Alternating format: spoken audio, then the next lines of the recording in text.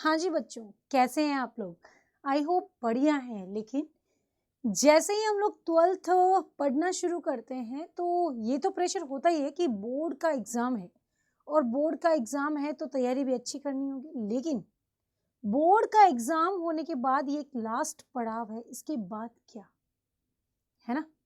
और कुछ बच्चों को तो पता ही नहीं है कि 12वीं के बाद में बहुत अच्छा स्कोप है CUET का, जहाँ आप टॉप यूनिवर्सिटीज़ में एडमिशन ले सकते हैं। फिर सोचते हैं कि ये CUET क्या है, इसमें सिलेबस क्या होता है, एग्जाम का पैटर्न क्या होता है, साथ ही इसका स्टडी मटेरियल क्या होता है। सबसे बड़ी टेंशन तो यही है ना? तो चलिए भाई, इस टेंशन को भी पूनम मैम आ ही चुकी है दूर करने के लिए, तो फटाफट शुरू करते हैं बिना कोई आप बच्चों का ज़्यादा टाइम गवाए। तो चलिए बच्चों शुरू करते हैं। आज सारी डिटेल CUET 2026 साइंस डोमेन का जो बच्चा है वो किस तरह से तैयारी कर सकता है उसके लिए। चलिए बच्चों फटाफट शुरू करते हैं। सबसे पहले बात करते हैं बच्चों की, आपका पूरा सिलेबस जो होता है वो किस तरह का होता है, क्योंकि यहाँ पर आपको दिख रहा होगा कि ये सेक्शन सेकंड होता है, यानी डोमेन सब्जेक्ट होता है आपका साइंस। उसमें आपको क्या क्या लेना चाहिए, किस तरह तैयारी करनी चाहिए, वो सब हम डिस्कस करते हैं। तो सबसे पहले बात करते हैं, अगर हम बात करें बच्चों कि साइंस डोमेन में आप किस तरह से पढ़ रहे हैं, तो आपका साइंस स्ट्रीम है, साथ ही उसमें आपके पास फिजिक्स, केमिस्ट्री, बायो या मैथ होगा। सबसे इंपॉर्टेंट बात कि यहाँ पर आपका जो पूरा सिलेबस होता है वो 12th बेस्ड होता है। इधर उधर कहीं नहीं भागना है। बच्चे पूछते भी रहते हैं हम लोगों से कि भाई ज़्यादा जो है मैम कौन से ऑथर की बुक को पढ़े, कैसे करें। कहीं नहीं, कुछ नहीं, सिर्फ और सिर्फ NCERT ही बेस्ड है ना? चाहे वो फिजिक्स हो, केमिस्ट्री हो या बायो में। तो पूरा सिलेबस 100% NCERT होता है। इस बार आपने देखा भी होगा, हमारे चैनल पर जाकर आप देख भी सकते हैं CUET हिंदी मीडियम पर, कि सारे रिव्यूज में बच्चा ये कह रहा है टोटली NCERT है, टोटली NCERT बेस्ड है। साथ ही याद रखो कि NTA जो पूछता है वो केवल NCERT की लाइन से ही उठाकर सब पूछता है, लाइन बाय लाइन। ओके, तो डरने की जरूरत नहीं है।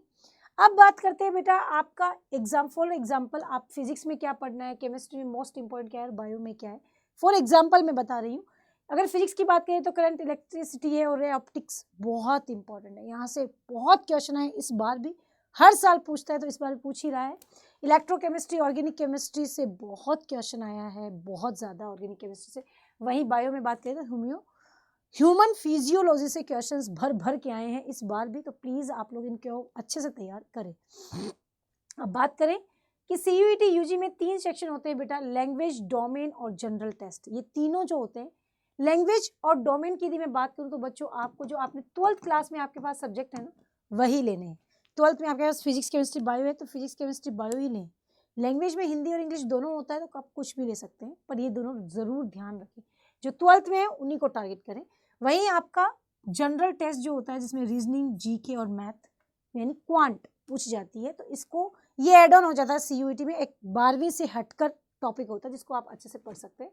फिर आता है हर सेक्शन में 50 MCQs होंगे, बिल्कुल होंगे। 50 MCQs 60 मिनट में करने हैं, पर याद रखो नेगेटिव मार्किंग होता है।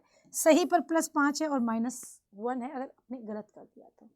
अब बात करते हैं बेटा स्टडी मटेरियल, जो कि बहुत इंपॉर्टेंट है। बच्चा बहुत भटकता है, कहाँ से पढ़ूं?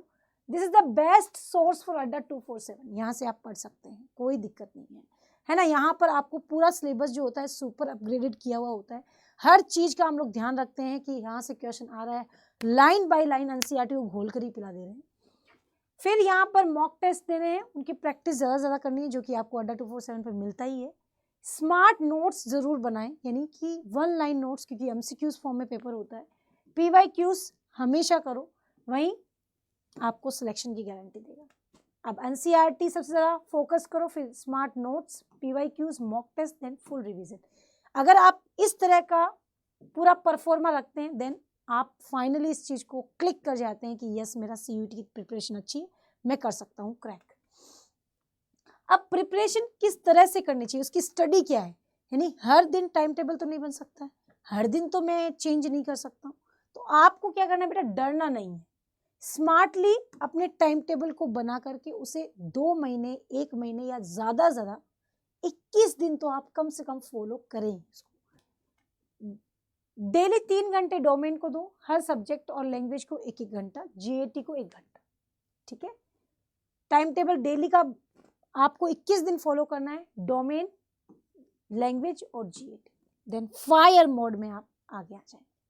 राइट, अब बात करें फाइनली आप मोटिवेट रहना बहुत ज़रूरी है। बच्चे बहुत ज़्यादा डीमोटिवेट हो जाते हैं, जैसे ही पढ़ना शुरू करते हैं हमें तो कुछ आ नहीं रहा है, अब हम क्या, अरे नहीं, एक बार पढ़ते से किसी को नहीं आता, कोई इतना धुरंधर नहीं है, हम भी नहीं थे जब तुम्हारी जगह थे, पर मेहनत में कोई कमी नहीं थी, और जो मेहनत करता है उसका फल उसको हमेशा मिलता है। तो यहाँ पर हमेशा यही होता है कि CUET जो होता है कंसिस्टेंसी मांगता है भाई, यूं ही नहीं है सिलेक्शन, कंसिस्टेंसी बहुत ज़रूरी है, प्रैक्टिस बहुत ज़रूरी है। तू मेहनत कर, कॉलेज तेरा इंतज़ार कर रहा है, तेरे सपनों में जितना दम है बस उतनी ही तेरी तैयारी में भी दम होना चाहिए, राइट। और वो तैयारी कहाँ से करें, सबसे बड़ी दिक्कत तो यही है। तो बच्चों, आप लोगों के लिए लाया गया है बहुत ही अमेजिंग आरंभ 3.0 लॉन्च हो चुका है। 3.0 जो है वो लॉन्च कर दिया गया है आरंभ। बच्चों, अब देरी मत करो, आज ही एनरोल करो। और यहाँ पर यदि आप पूनम हिंदी कोड यूज़ करते हैं तो अभी आपको 40% का सेल चल रहा है। ज़्यादा से ज़्यादा बच्चे एनरोल करो। अगर आप पूनम हिंदी कोड यूज़ करते हैं तो पूनम मैम पर्सनल गाइड करेगी। जो भी परेशानियाँ बैच लेने के बाद भी कोई दिक्कत आती है तो पूनम मैम 24/7 खड़ी है आपके साथ। तो प्लीज़ आप बच्चों को मैं यही कहूँगी कि ज़्यादा से ज़्यादा एनरोल करो।